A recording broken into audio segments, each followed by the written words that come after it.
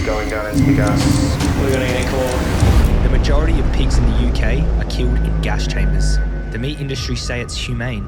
It's fairly well documented. It's one of the humane methods of slaughter. But when I found out what was really going on, I had to do everything in my power to expose it. So I asked my partner Tarian to come along for the journey, and I turned to Dan to go in as an undercover employee. When Joey and I first met, I learned all about his background, how he turned his life around, and began his work for animals.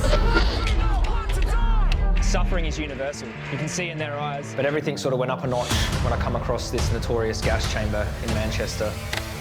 Security cameras just there. So in the UK, there are charities set up specifically to prevent cruelty to animals.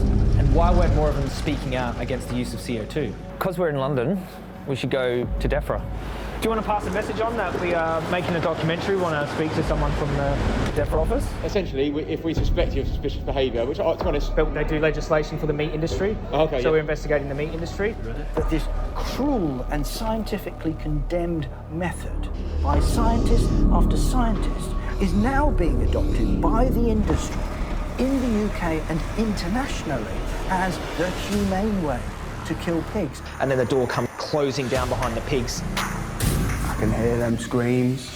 I can see that river of blood.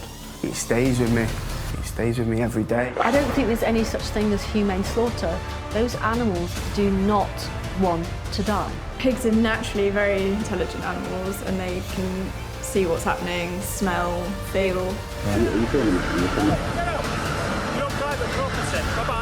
For months, I studied gas chamber blueprints. In order to expose what was happening to the pigs in the gas, I needed to install multiple cameras inside the chambers. I had to consider so many different variables. Any mistake could be fatal. The tension in the room, you could cut it with a knife. So my heart's pounding, my body was saying, get the hell out of here. My worst nightmares were coming through. I'd have to leave it. If I'm not willing to risk my life to expose what's happening to them, then I don't really care about it enough.